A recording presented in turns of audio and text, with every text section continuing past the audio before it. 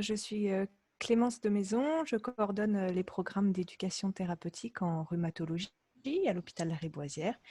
Et comme au précédent live, je vais poser les questions que vous m'avez envoyées par mail au docteur Frazier et à Marie-Ange, qui est notre invitée aujourd'hui et qui est kinésithérapeute et qui répondra à vos questions sur l'activité physique, les activités sportives. Voilà. Je pense que Olivier Père sera là aussi tout à l'heure. Il va nous rejoindre et il ira en fin de webconférence les questions que vous aurez posées sur le chat. Alors, je vais commencer avec la première question qui est pour toi, Aline. J'ai très certainement eu le Covid début mars avec tous les symptômes, dont surtout une toux et un essoufflement persistant pendant plus de 3 semaines. Est-il important ou totalement inutile de réaliser le test sanguin? Merci. Alors, merci pour cette question. C'est une question qu'on se pose beaucoup et la question finalement, c'est de savoir qu'est-ce que ça va nous apporter d'avoir les résultats de cette sérologie pour la suite de notre santé. Et c'est là où on n'a pas encore les idées parfaitement claires finalement. La sérologie, ça veut dire qu'on a rencontré le virus et que donc on a développé une immunité contre ce virus. Mais ce qu'on ne sait pas parfaitement, même si on le suppose, c'est est-ce que le fait d'avoir développé une immunité contre le virus nous protège et si oui, pendant combien de temps? Donc, de faire la sérologie, pour l'instant, ne nous permettra pas de savoir si on est protégé à l'avenir ou en tout cas si on est protégé pour longtemps. Ça peut nous dire qu'on est protégé à court terme, mais on ne sait pas jusqu'à quand. En revanche, ça peut être intéressant de savoir est-ce que je l'ai eu ou pas, juste pour savoir, quoi, pour le plaisir de savoir. Il a été considéré quand même par les autorités que c'était une raison valable de demander la sérologie. Donc, on peut la demander pour cette raison-là. Mais cette connaissance pour pouvoir interpréter a posteriori les symptômes qu'on a eus va pas forcément avoir un impact sur la suite de notre santé et n'aura pas d'impact sur les recommandations de protection, de mesures barrières, etc., dans la mesure où on ne sait pas la durée de cette protection. Alors, on a une personne qui réagit sur le chat. Est-ce qu'on peut avoir été infecté par le virus sans le savoir et sans symptômes? Sommes-nous porteurs? Alors oui, on peut avoir été infecté sans le savoir et sans symptômes. Hein, c'est ce qu'on appelle du coup les formes asymptomatiques. Et dans ce cas-là, au moment où on l'avait, on était porteur du virus. Et une fois que notre système immunitaire a fait son travail, on n'est plus porteur du virus. Voilà. Donc, on a guéri de cette infection et pour l'instant, il semble que même si on n'a eu aucun symptôme, notre système immunitaire a quand même développé des anticorps. Mais en revanche, si on l'a eu, on a été porteur à un moment, mais on ne reste pas porteur à vie.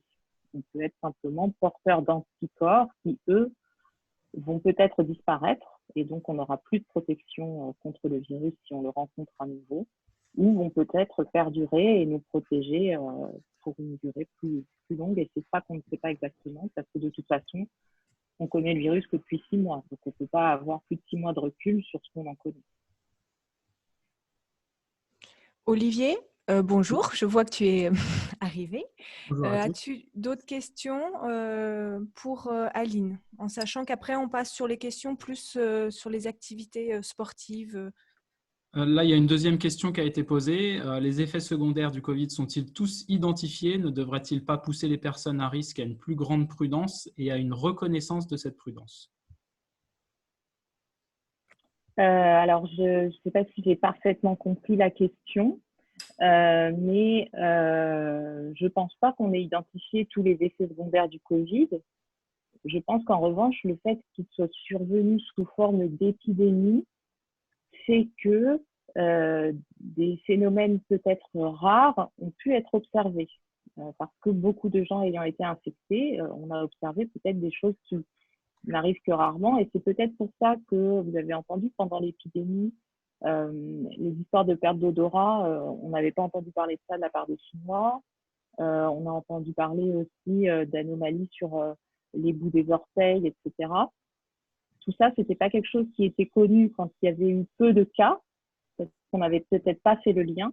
Et quand est survenu le gros pic épidémique et qu'il y a eu énormément de cas, là, des choses rares, ça s'est produit à plusieurs endroits et on a fait le lien avec le virus. Donc, on peut imaginer que certaines choses n'ont pas encore été observées ou n'ont pas été rapportées. On peut imaginer aussi que selon le terrain génétique et du coup les origines de différents pays et de différents continents, les manifestations varient. Donc, probablement, il y a encore plein de choses qu'on n'a pas comprises. Voilà. Alors ensuite, la difficulté, c'est de parler de la prudence pour les personnes à risque. Et là encore, il y a des choses aussi qu'on n'a pas comprises sur qu'est-ce qui fait que quelqu'un est à risque. Qu'est-ce qui fait qu'une personne va faire des complications, faire une embolie pulmonaire à la suite de son infection à Covid? Qu'est-ce qui fait qu'une personne va évoluer vers une forme de pneumonie grave alors que d'autres vont avoir de la fièvre, perdre un peu l'odorat et récupérer comme si de rien n'était? Ça, on n'a pas tout compris encore là-dessus. On a identifié certains facteurs comme l'obésité, comme l'hypertension artérielle ou le diabète ou des choses comme ça, mais il y a des gens aussi qui n'avaient aucun facteur de risque et qui ont fait des formes très graves sans que l'on sache si c'est simplement l'aléa ou si c'est parce qu'ils avaient, là encore, un terrain génétique ou d'autres facteurs de risque qu'on n'a pas réussi à identifier. Donc, du coup, quand on a du mal à évaluer le risque à l'échelon individuel, on a du mal à dire qui doit être plus prudent. Et c'est pour ça que finalement, vous voyez que petit à petit, toutes les mesures barrières de protection, enfin voilà, je sais pas, de protectrices, oui, on pourrait dire comme ça, sont finalement à peu près les mêmes pour tout le monde. Et je pense que c'est simplement si on estime avoir certains facteurs de risque, ou si votre médecin vous dit que vous avez certains facteurs de risque, c'est un respect peut-être plus rigoureux de ces mesures que véritablement des mesures complémentaires. Tout à l'heure, tu parlais des anticorps et de la protection via les anticorps. Et certaines personnes se posent la question de savoir quelle est la durée de cette protection finalement. Oui, c'est une des difficultés. On n'a pas vraiment la réponse. On a eu quelques études qui semblaient dire qu'on était protégé au moins 3 mois quand on avait eu une infection avec des anticorps identifiés. Mais encore une fois, comme les premiers cas suffisamment nombreux remontent à décembre en Chine, eh bien, on a du coup tout pile 6 mois maintenant de recul sur les premiers cas chinois. Donc, probablement, les Chinois vont avoir des données sur l'évolution de la protection par les anticorps chez les personnes qui ont été infectées les premières. Et on verra si on voit que ça diminue petit à petit ou que ça se maintient dans le temps. Et donc, on va le vivre au fur et à mesure. Comme on n'était pas le premier pays, on aura peut-être l'info avant de nous pouvoir étudier sur la population française, mais on le saura au fur et à mesure. Et c'est pour ça, je pense, que les instructions qui nous sont données sont encore des instructions de prudence vis-à-vis du risque de deuxième vague, etc. C'est que si cette protection ne dure pas si longtemps que ça, il y a à nouveau un risque pour un plus grand nombre de personnes de le contracter. Et puis l'autre chose, c'est que vous avez vu que pour l'instant, le taux de personnes qui semblent avoir vraiment développé des anticorps n'est pas très important. Donc ça veut dire que probablement beaucoup de gens n'ont pas rencontré le virus au cours de cette épidémie. Il y a une dernière question qui a été posée, qui est très intéressante. C'est sur les caractéristiques finalement ou la spécificité de certains symptômes. Est-ce qu'il existe des spécificités de certains symptômes du Covid, comme par exemple une toux caractéristique ou une fièvre particulière? Difficile à dire, c'est plus, je pense, la concordance des différents symptômes qui fait poser le diagnostic et le fait d'être ou non en période épidémique. Mais seul le test peut répondre. Et c'est d'ailleurs quelque chose qui est important à prendre en compte dans la question des biothérapies. Vous savez que de plus en plus, on dit que finalement, la biothérapie n'a pas l'air de conduire à une aggravation du Covid. Et donc, on dit, après tout, si j'ai des signes de Covid, est-ce que vraiment je dois envisager d'interrompre ma biothérapie? Et là, je répondrais, si j'ai de la fièvre, j'interromps ma biothérapie. Peut-être que si c'est le Covid, c'était pas indispensable de l'interrompre, mais en revanche, cette fièvre, elle peut très bien venir d'autre chose, d'une autre infection, qui, elle, aurait potentiellement le risque de s'aggraver si j'arrête la biothérapie, si j'arrête pas la biothérapie. Donc, non, il n'y a pas vraiment de spécificité, c'est plus l'association de plusieurs signes, l'évolution un peu plus longue. La personne qui nous disait qu'elle avait eu le Covid, elle disait que ça a duré 3 semaines. C'est quand même plus long que quand on a une grippe, etc.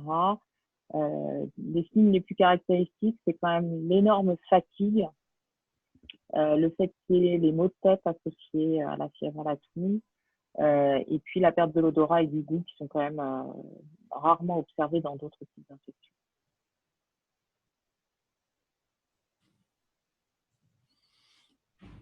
On a une dernière question, Olivier ou... Ah oui, une dernière question sur la transmission du virus par les enfants. Est-ce qu'ils seraient moins ou plus transmetteurs, je ne sais pas comment dire? Alors ça, j'ai pas les dernières données vraiment scientifiques pour répondre à cette question. C'était quelque chose qui était particulièrement important lorsqu'on a décidé les fermetures des écoles, etc. L'idée que peut-être les enfants ne contractaient pas la maladie, mais pouvaient être porteurs sains et transmettre, parce qu'évidemment, les enfants ont plus de mal à respecter les mesures d'hygiène. Surtout les petits, voilà, ils touchent, ils tirent le nez, ils éternuent en l'air, etc. Donc c'était une crainte, et après ils ont dit que finalement c'était pas si risqué que ça, parce que, alors je ne sais pas s'ils l'ont dit parce qu'ils ont eu l'impression qu'il y avait moins d'enfants porteurs sains, ou parce que d'une manière générale il y avait moins de porteurs sains que ce qu'ils auraient imaginé au début. Là aussi, hein, en fait, sur le mode de transmission de cette épidémie, c'est très compliqué. J'entendais ce matin le professeur Delfrécy à la radio qui disait que finalement, si ça a été plus difficile en France qu'en Allemagne, c'est pas seulement à cause de la gestion, mais aussi par la malchance de l'épidémie qui est partie de Mulhouse. Mais voilà, pourquoi Mulhouse a fait exploser l'épidémie et pas le match de foot Lyon-Turin, c'est très mystérieux quand même. Donc, je pense là aussi qu'en termes de l'épidémiologie, etc., on va avoir des choses à apprendre. Mais vous voyez, dans toutes les polémiques scientifiques que l'on a, que d'avoir des données scientifiques, et Olivier est bien placé pour le dire, voilà, de qualité, utilisables pour vraiment comprendre les choses, ça demande beaucoup de travail et donc beaucoup de temps. Et là, quand on essaye de faire de la recherche en accéléré, on commence à faire des choses moins bien. Donc, malheureusement, on comprendra probablement beaucoup de choses a posteriori. Merci pour toutes ces réponses et ces précisions. Les prochaines questions donc, sont plus pour Marie-Ange. Bonjour. Je te laisse te présenter. Je ne sais pas si on a eu le temps au début, parce qu'il y a eu des petits micmacs de micro. Oui, bonjour, je m'appelle Marie-Ange, je suis kinésithérapeute à la Riboisière et je fais de l'éducation thérapeutique pour les diabétiques, pour les personnes qui souffrent aussi de rhumatisme inflammatoire. Donc voilà. Et on te remercie d'être présente aujourd'hui et tu as accepté de répondre à toutes nos petites questions. Donc, je commence avec la première. Quelles sont les techniques sportives recommandées en fonction du niveau d'atteinte articulaire? D'accord. Alors, dans les atteintes articulaires, en fait, on s'est rendu compte que le fait de ne pas solliciter les articulations était plus délétère que de les solliciter au moins un petit peu.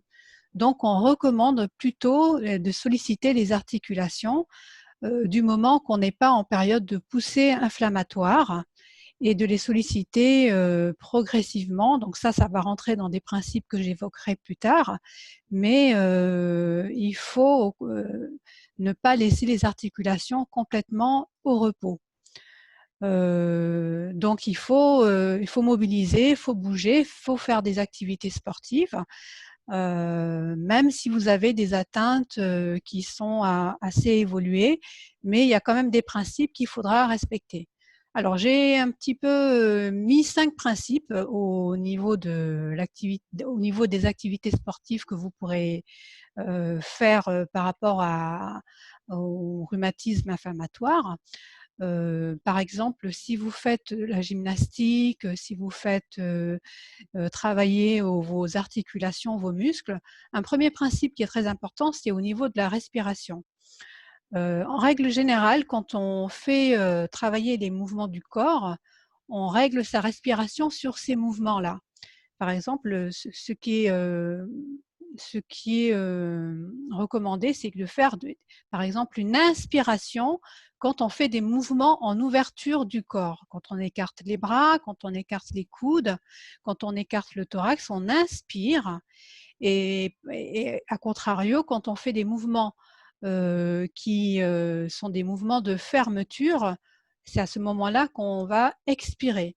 Donc, le fait de faire travailler la respiration en même temps que les mouvements, ça, c'est quelque chose de vraiment recommandé parce que vous allez oxygéner vos muscles, vos articulations. Vous allez en même temps induire une sensation de détente. Il y a une sensation de tonicité, mais de détente aussi qui se fait parallèlement. Donc ça, c'est vraiment très important. La respiration, c'est le premier principe. Le deuxième principe que j'évoquerai, c'est de bien ressentir.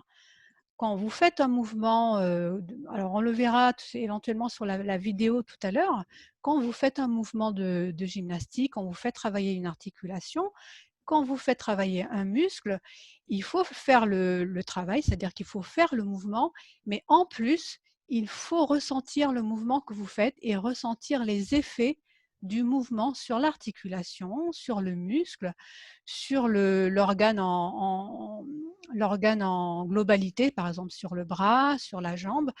Il ne s'agit pas que de faire le mouvement, mais de faire le mouvement et de ressentir les effets sur le membre. Hein. Ça, c'est vraiment très important. Ça vous permettra de savoir quelles sont vos limites et d'adapter à chaque fois en fonction de ce que vous faites. Donc ça aussi, c'est vraiment quelque chose à prendre en compte. La troisième chose qui est très importante, mais bon, je pense que ça va aussi de soi, c'est l'hydratation. Bien s'hydrater avant, pendant et après les activités physiques ou sportives. Hein, l'hydratation, ça permet vraiment d'hydrater les cellules en profondeur et de ne pas se retrouver avec des douleurs, etc. par la suite. Hein, troisième recommandation. Quatrième recommandation, je dirais, aussi ça va un petit peu de soi, mais c'est très bien de le rappeler, la progression. Il faut se voir progresser quand on fait une activité physique, sportive. La progression est vraiment très importante. Et ce qui va avec la progression, je dirais, c'est vraiment la répétition. La répétition des exercices, la répétition de l'activité. Moi, je dis toujours, ce qui est important, c'est pas de bien faire, mais c'est de le faire et de le refaire régulièrement. La régularité est une des choses qui permet de gagner, quoi, vraiment de se voir progresser, de se voir s'améliorer et de voir, d'avoir vraiment, de voir à long terme les effets bénéfiques. Hein, donc, je crois que la répétition, c'est vraiment quelque chose, la répétition dans le temps, j'entends. Hein, c'est-à-dire que quand on décide de faire une activité, et il faut essayer de la faire, par exemple, une fois par jour, une fois tous les 2 jours. Même si c'est une fois tous les 3 jours, c'est pas grave, mais on sait que ça va être répété à long terme, régulièrement. Donc voilà, ça c'est vraiment quelque chose aussi d'assez essentiel. Le fait de répéter un mouvement, de répéter une activité.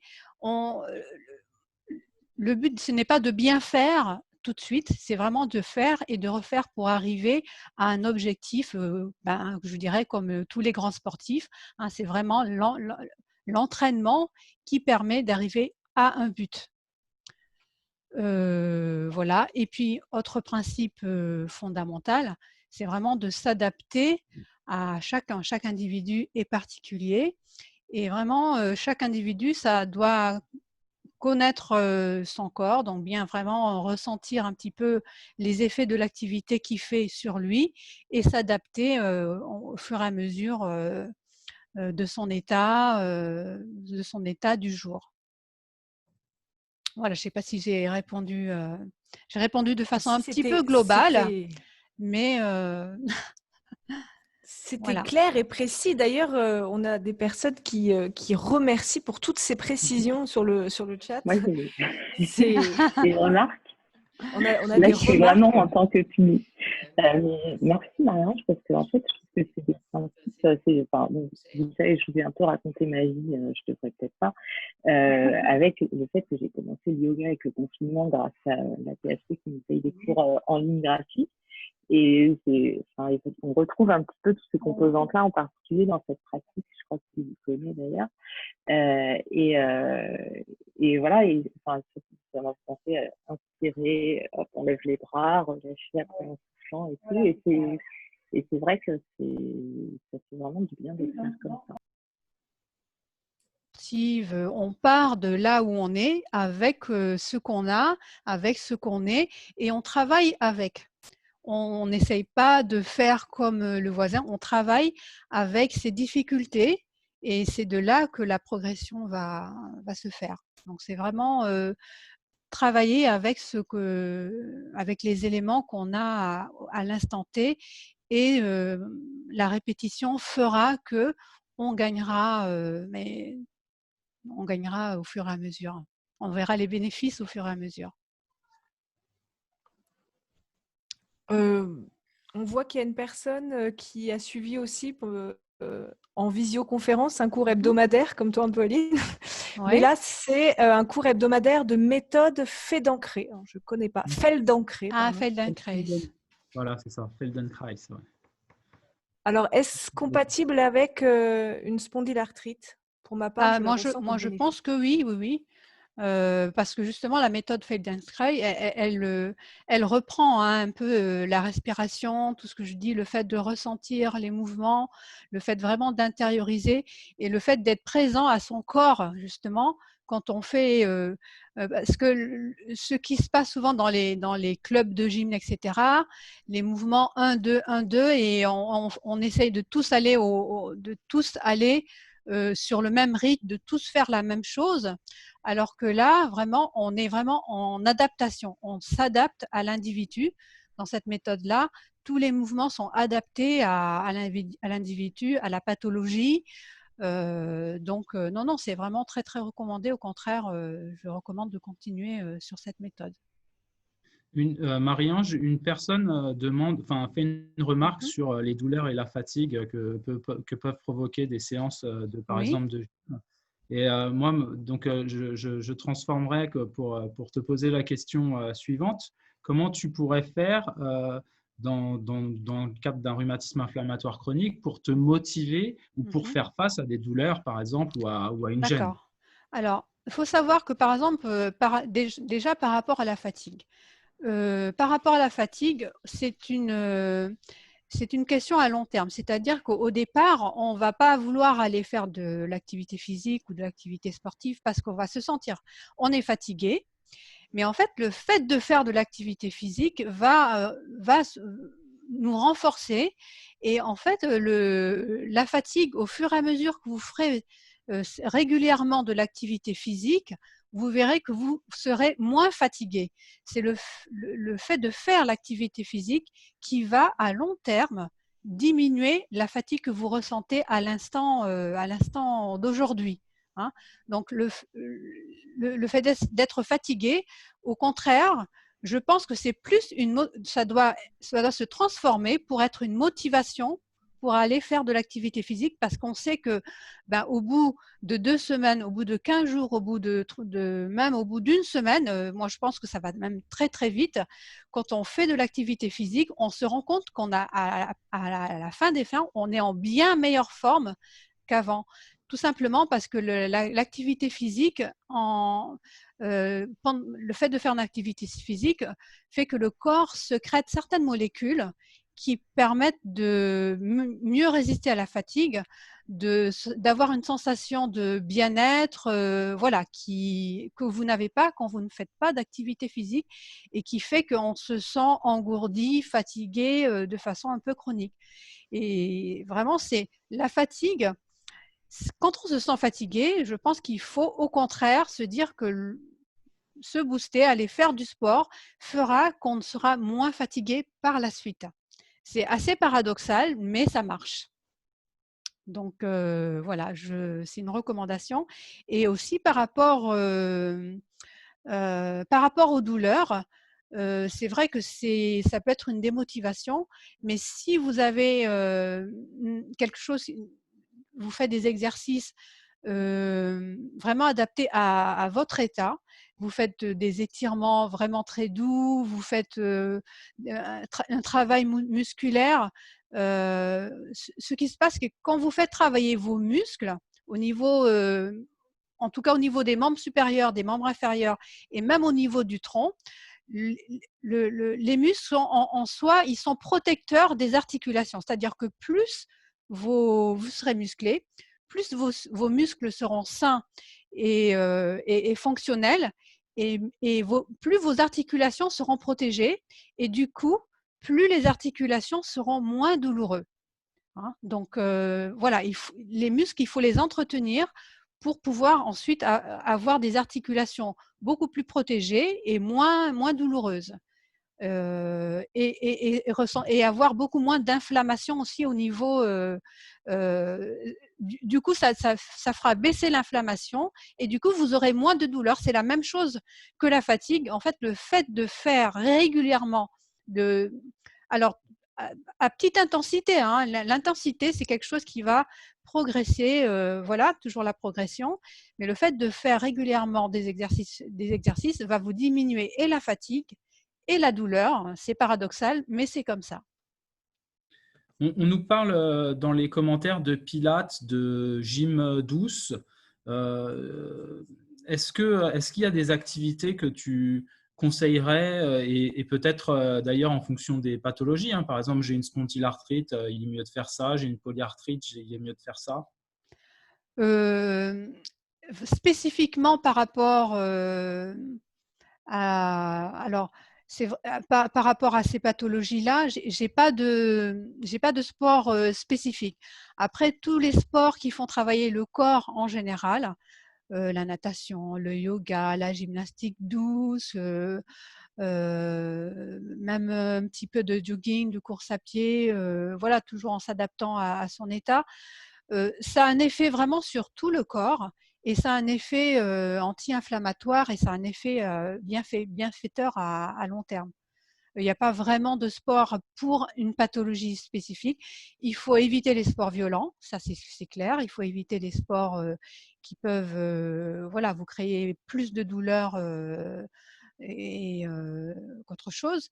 Mais j'ai pas de sport précis, mais je recommande vraiment le pilates, c'est très bien, la gymnastique, la danse, le vélo, voilà.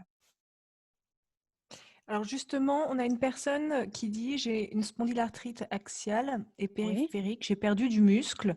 Alors quels sont les exercices doux, quotidiens à faire à la maison qui travaillent en profondeur les muscles afin de garder un bon maintien musculaire au niveau du dos, des articulations? Pouvez-vous recommander des sites spécialisés ou sur YouTube? Alors, j'ai pas trop l'habitude d'aller sur des sites sur YouTube. Je sais qu'il y a un site qui s'appelle Tous en forme, qui est pas mal parce qu'il y a pas mal de… On s'adapte vraiment à la personne. Vous rentrez d'abord toutes vos données et puis ensuite, il vous propose des exercices adaptés. Mais alors, pour des exercices qui au niveau axial, alors la première chose, c'est déjà, je dirais, bien se tenir droit, parce qu'on le dit pas assez, mais le fait de bien se tenir droit fait travailler les muscles profonds du dos, de la colonne vertébrale. D'accord? Et voilà, c'est pour bien Clémence, les muscles, des petits muscles de rien du tout, mais en fait c'est une chaîne, hein, une chaîne musculaire et tout est relié entre soi. Et le fait d'avoir une bonne posture de départ avec les fesses bien positionnées, le dos bien positionné, les épaules relâchées, les coudes bien posés, etc. Quelquefois, ça change beaucoup de choses. Donc, l'adaptation de son environnement et de sa posture déjà peut beaucoup jouer, hein, je dirais. Ensuite, j'ai fait une petite vidéo qu'on pourra peut-être regarder et qui reprend des exercices vraiment très doux qui font travailler. Alors, c'est comme je disais tout à l'heure, les muscles sont jamais isolés. Dans le corps, les muscles, ça forme une chaîne musculaire. Ils sont tous reliés entre eux. Et le fait de travailler un endroit fait aussi travailler ailleurs. Et dans la petite vidéo que je voulais vous proposer, donc je vous montre un petit peu quelques exercices et on fait travailler l'ensemble du corps, mais on commence par le cou, par la tête, ensuite on descend aux épaules, ensuite le tronc, le bassin et les cuisses, les jambes. Donc progressivement, on fait travailler l'ensemble du corps et du coup, après, vous ressentez vraiment un bien-être au niveau de l'ensemble du corps. Ce sont des exercices très doux. Après, ce sont des exercices que vous adapterez toujours en fonction de votre état du jour, de votre pathologie. Et c'est des exercices que je vous propose. Après, il y a des personnes qui ne pourront peut-être pas faire d'un coup, mais comme je disais, un des grands principes, c'est pas de bien faire tout de suite, c'est de commencer par faire à son niveau et de continuer dans la répétition. Alors, est-ce qu'on peut voir cette vidéo Ah oui, avec ces alors, exercices qui, du coup, vous pourrez revoir en replay et refaire voilà. régulièrement chez vous? Bonjour, je m'appelle Marian, je suis kinésithérapeute à l'hôpital Lariboisière. Je vais vous présenter une séquence de mouvements de gymnastique que vous pourrez faire soit le matin en vous réveillant pour vous dérouiller, soit dans la journée pour vous faire une petite pause gymnastique et vous dérouiller un petit peu après être resté longtemps assis derrière un bureau par exemple. Soit le soir, justement avant de vous coucher ou après votre journée, pour vous relaxer, pour vous détendre, voilà. Donc ce sera une petite séance d'à peu près d'un quart d'heure. Il faudra faire attention à deux choses que j'aimerais que vous fassiez pendant toute la durée de cette petite séance de gym. Bien respirer, donc je vais vous expliquer, et puis bien ressentir les mouvements que vous allez faire. On va commencer par une petite séance d'échauffement. Donc, vous vous asseyez sur une chaise. Ce sera une séance d'abord assise et puis ensuite on terminera par quelques exercices debout aussi. Donc, vous vous asseyez sur une chaise. Les pieds doivent être bien à plat au sol. Les deux mains sur vos genoux. Vous pensez à votre dos qui doit être bien droit, les fesses bien assises, soit sur un tabouret, soit sur la chaise, mais du coup bien au fond de la chaise. Et on va commencer l'échauffement par des mouvements de la tête. Alors, attention à la respiration. Quand vous inspirez, quand vous tournez la tête à droite, vous allez inspirer en même temps. J'inspire, je tourne la tête. Et je reviens en soufflant. J'inspire. Et je reviens en soufflant. Encore une fois.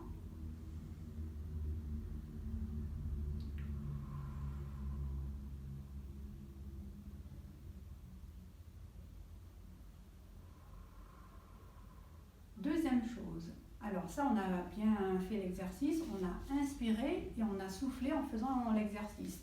La deuxième chose que j'aimerais que vous fassiez pendant les exercices, c'est de ressentir les mouvements. Donc vous inspirez. Et pendant que vous restez là 3 secondes, vous ressentez ce qui se passe. Dans votre cou, il y a des petits muscles qui se tendent. des petits muscles qui se contractent. Donc on ressent et on revient. J'inspire, je ressens ce qui se passe dans mon cou et je reviens. J'inspire, je ressens, je reviens. J'inspire.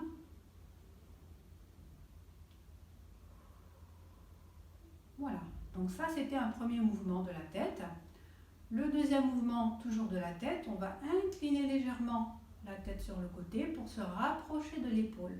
Toujours en inspirant et toujours en ressentant le mouvement. Ça donne ça.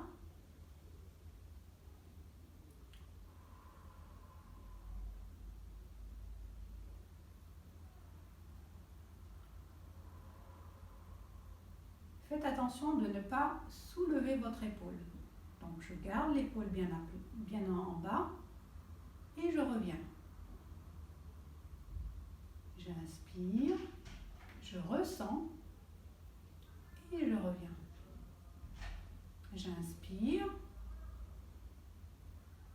je ressens et je reviens.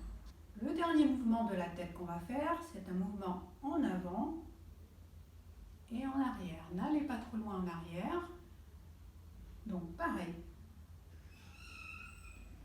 Je reste un petit peu en bas, je ressens dans le dos. Normalement, vous devez sentir que ça tire un petit peu dans les cervicales. Donc vous n'allez pas non plus trop loin. Et je reviens.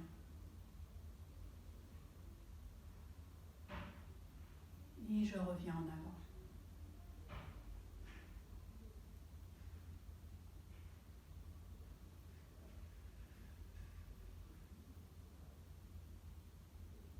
Une troisième fois.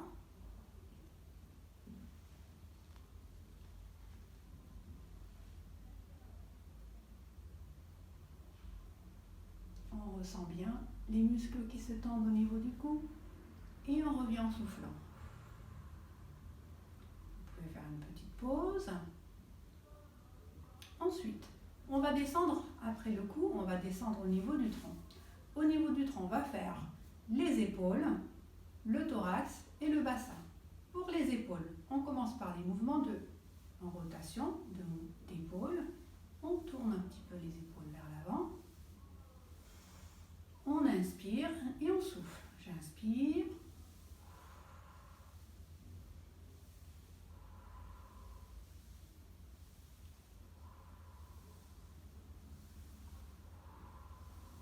J'inspire et je souffle.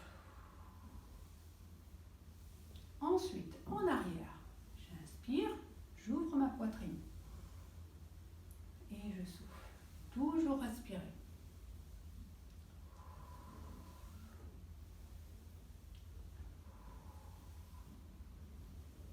Voilà, vous faites 5 fois en avant et 5 fois en arrière. 5.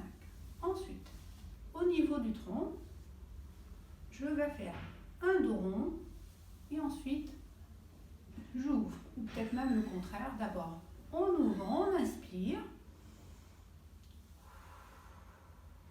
et ensuite on souffle en revenant.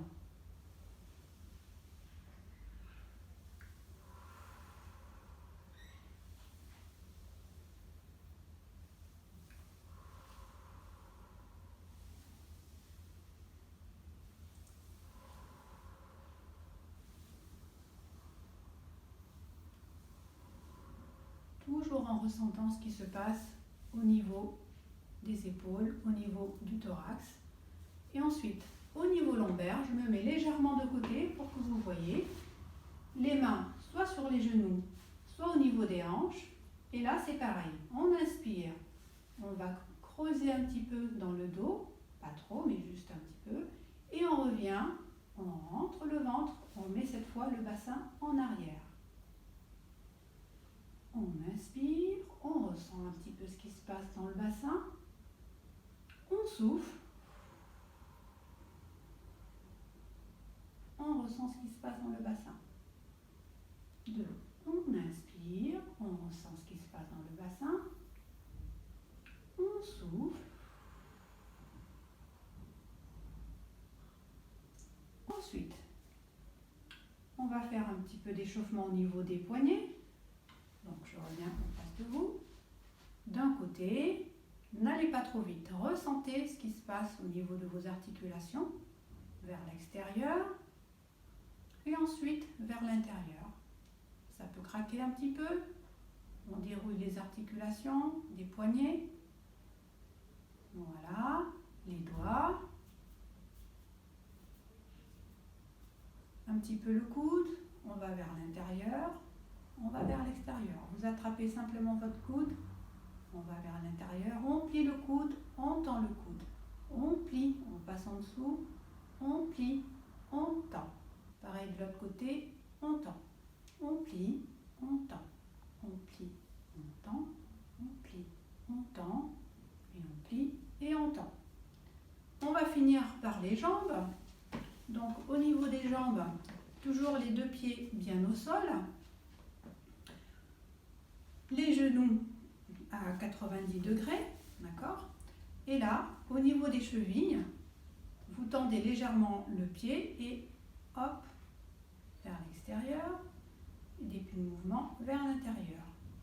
Alors, quand vous faites ces mouvements de rotation, vous faites toujours un pied après l'autre, jamais les deux en même temps. Pendant qu'il y en a un qui travaille, l'autre est bien à plat pour vous stabiliser. Des petits mouvements de rotation vers l'extérieur,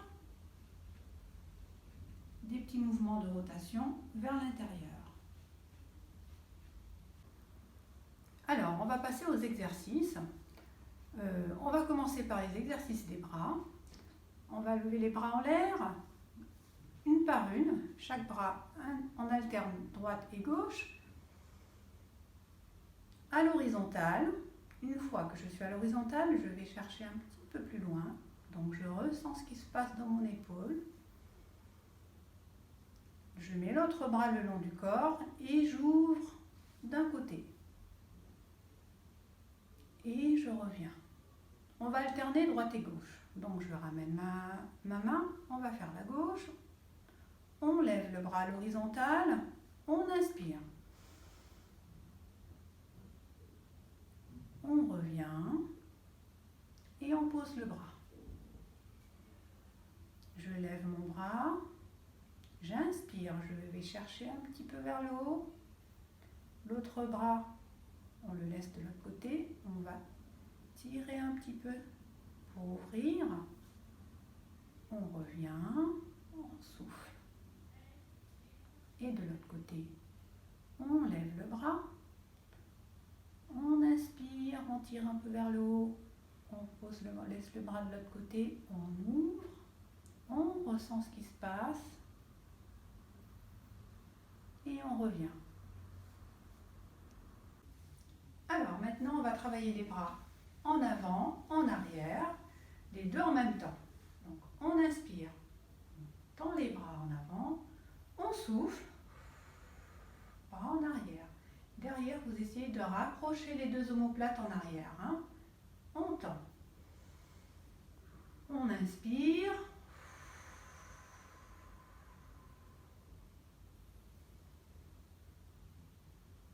On souffle.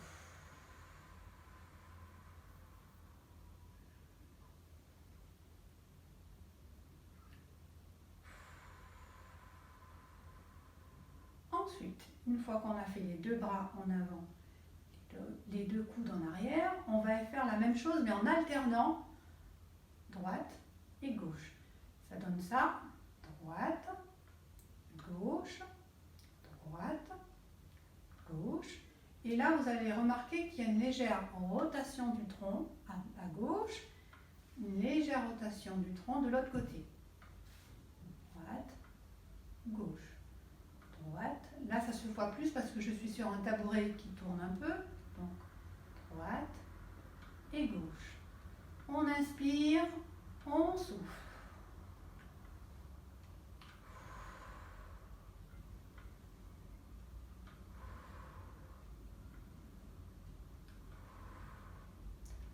Alors, dans la suite des bras, on va descendre un petit peu pour travailler le tronc. Donc, on continue avec la rotation du tronc. Cette fois, on avait fait ça, le tronc, en alternant les bras. la même chose. Là, vous allez mettre vos mains sur vos cuisses et on va écarter les bras pour avoir les bras à l'horizontale. Et là, on va tourner un petit peu le tronc en gardant les bras à l'horizontale. Donc, vous suivez une ligne horizontale avec les yeux qui doivent rester toujours à l'horizontale. Je reprends, j'écarte mes bras, j'inspire, je ressens, je reviens. J'inspire, je ressens ce qui se passe au niveau du tronc, je reviens, je souffle. J'inspire, je reviens. J'inspire, je reviens. Vous pouvez ramener vos mains si vous sentez qu'il y a trop de tension au niveau des épaules et reprendre l'exercice. Alors, après, une fois que le tronc a été travaillé, on descend toujours, donc on va faire travailler les jambes. On va commencer par des exercices d'abduction et de ADD, c'est-à-dire on écarte et on rapproche les genoux. Vous allez mettre vos mains de part et d'autre de vos genoux et mettre une petite résistance sur les côtés des genoux. Donc, je plaque mes mains et je mets une résistance à l'écartement des genoux. Je tiens 3 secondes et je relâche. J'inspire. Je ressens. Je relâche. J'inspire. Je souffle. J'inspire. 3. J'inspire. Et je relâche. Maintenant, la même chose, mais en essayant de rapprocher les genoux. Donc cette fois, je vais placer mes mains de part et d'autre des genoux, mais à l'intérieur. Et je mets une petite résistance au rapprochement des genoux. Ça donne ceci. J'inspire, je rapproche, je ressens ce qui se passe au niveau des cuisses, je relâche. Légèrement penché, je plaque mes mains en avant. J'inspire, je rapproche et je relâche. J'inspire, je plaque mes mains. Je relâche. Une dernière fois. Et je relâche. Ensuite, toujours dans les membres inférieurs, on a fait ce mouvement d'écartement et de rapprochement des genoux. Ensuite, on va travailler les quadriceps. Je vais me mettre sur le côté pour que vous voyez bien le travail des cuisses. Donc, les 2 pieds à plat. Pendant qu'un travaille, l'autre se repose. On ne fait jamais les 2 pieds ensemble parce qu'au niveau du dos, ça peut créer des douleurs.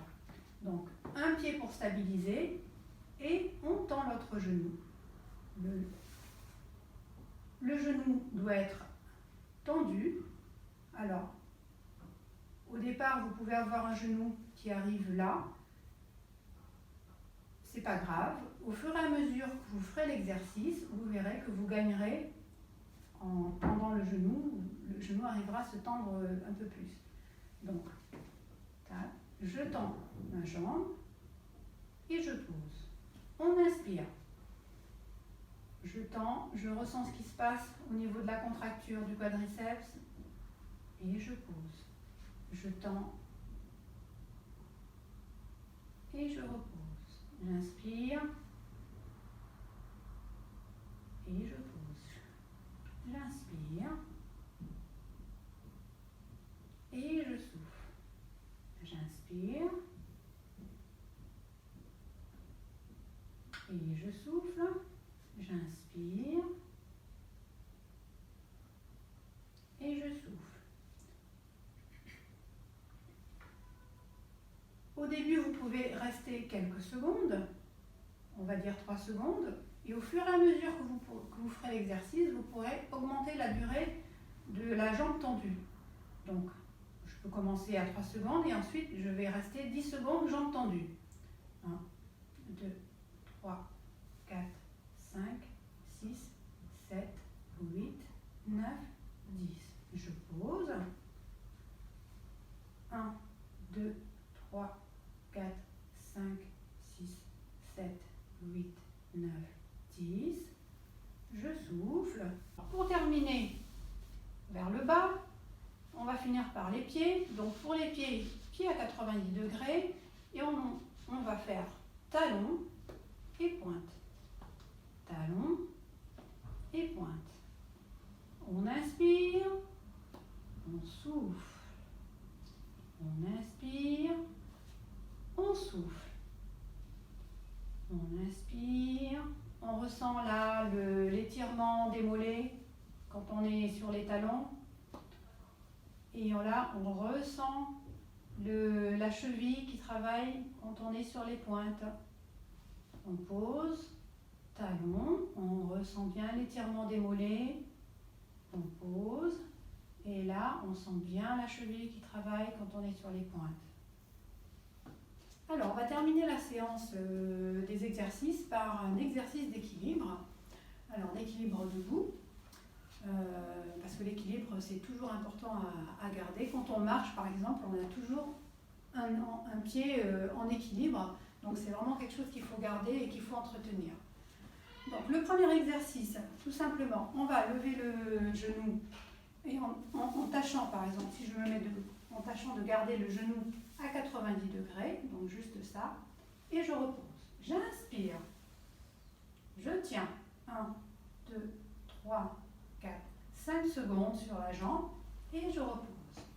J'inspire, 3, 4, 5, je souffle. J'inspire, 1, 2, 3, 4, 5, je souffle. Une dernière fois de chaque côté, j'inspire et je souffle et je souffle. La même chose, mais cette fois en ayant la jambe, je me mets en face de vous, sur le côté et en gardant le genou bien tendu. J'inspire, je ressens ce qui se passe au niveau de ma jambe et je reviens. De l'autre côté, et je reviens. Et je reviens. Et je reviens. Une dernière fois de chaque côté. Et je reviens. Quand vous faites l'exercice, n'essayez pas d'aller trop loin, juste sur le côté. L'important, c'est de travailler l'équilibre sur la jambe qui est par terre. Et je reviens. J'inspire. Je reste quelques secondes. 3, 4, 5. Je reviens. Vous pouvez vous aider des bras. Si vous perdez un peu d'équilibre, il n'y a pas de souci. Au contraire, c'est très bien. Vous faites travailler vos bras. Et je reviens. L'autre côté. J'essaie de tenir 5 secondes. Pour ceux qui peuvent tenir même 10 secondes, hein, on peut essayer de tenir un petit peu plus. On s'équilibre avec les bras. On revient. Allez, on tient 10 secondes. 1, 2, 3, 4, 5, 6, 7, 8, 9, 10. Et de l'autre côté, pareil. 1, 2, 3, 4, 5, 6, 7, 8, 9, 10. Ce qui est important, c'est de bien faire les exercices tous les jours. C'est la répétition des exercices qui va faire que vous en ressentirez les bénéfices au fur et à mesure. Voilà, alors à bientôt et prenez bien soin de vous. Au revoir. Voilà, si vous avez quelques petites questions par rapport à tout ça. Alors Marie-Ange, moi j'en ai une. Oui. Là, ce live est enregistré, donc les gens pourront revoir la vidéo. Est-ce qu'on Voilà. peut aussi la partager à part pour y accéder directement et pouvoir les refaire régulièrement? Oui, bien sûr. Oui, au contraire, c'est l'intérêt de ça. Il n'y a pas de souci. Clémence. Ouais, Super. ouais. Merci. Bah, écoute, Marianne, je trouve que c'est... Enfin, vous savez, je trouve qu'on a vraiment la chance, on s'en rend compte dans ce moment-là aussi, de travailler dans cet hôpital avec des collègues géniaux. Et voilà, Marie-Ange, on lui a dit, allez, est-ce que tu peux nous faire ça? Et elle nous fait un truc de pro, quoi. Donc, merci vraiment infiniment. Enfin, moi, je trouve ça génial.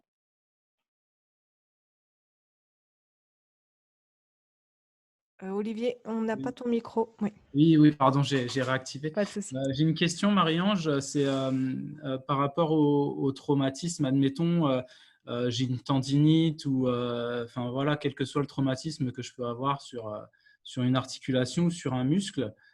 Qu'est-ce que je dois faire? Est-ce que je ne fais pas du tout la séance, en tout cas pour le membre concerné, ou est-ce que je le fais différemment? Comment je peux adapter? Tandis, Le micro est éteint. ah, C'est bon. c'est bon.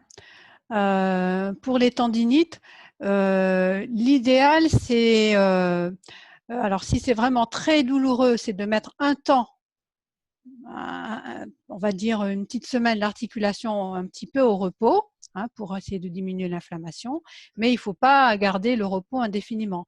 Au bout d'un moment, il faut recommencer à mobiliser cette articulation tout doucement, faire des petits étirements pour réactiver un petit peu l'articulation justement et progressivement augmenter les amplitudes articulaires. Hein. Donc un temps de repos, puis un temps de reprise de la mobilisation, toujours très progressivement.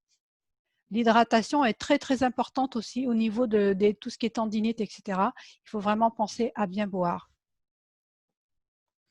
Parfait, merci Marie-Ange. De rien. Je pense qu'on va terminer ce live, Aline, à part si tu as quelque chose à rajouter.